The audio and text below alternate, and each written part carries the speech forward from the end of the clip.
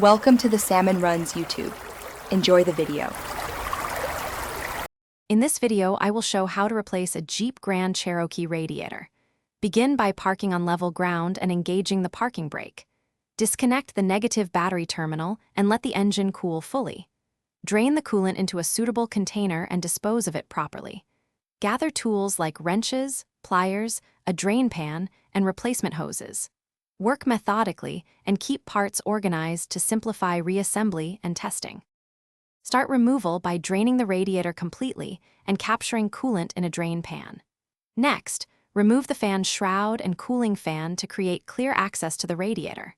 Loosen and disconnect the upper and lower hoses, then unbolt any transmission cooler lines if present. Carefully remove mounting bolts and lift the radiator out straight to avoid damaging the condenser. Inspect adjacent components for wear while the radiator is out of the vehicle. If you're finding this guide helpful, please subscribe and like so I can keep making practical auto content. Quick recommendation: Little Tree's Black Ice is perfect for masking that garage smell after radiator repairs, and it slips onto your vent easily.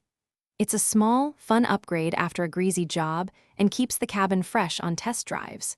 Check the description for the link and other deals. Now let's get back to the video. Place the new radiator into position and hand start the mounting bolts to ensure proper alignment.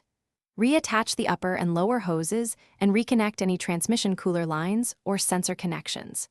Reinstall the fan shroud and cooling fan assembly, then tighten all fasteners to spec.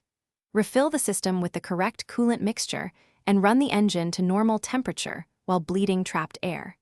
Check for leaks and top off coolant until the level stabilizes. Thanks for watching. Consider subscribing if we helped you.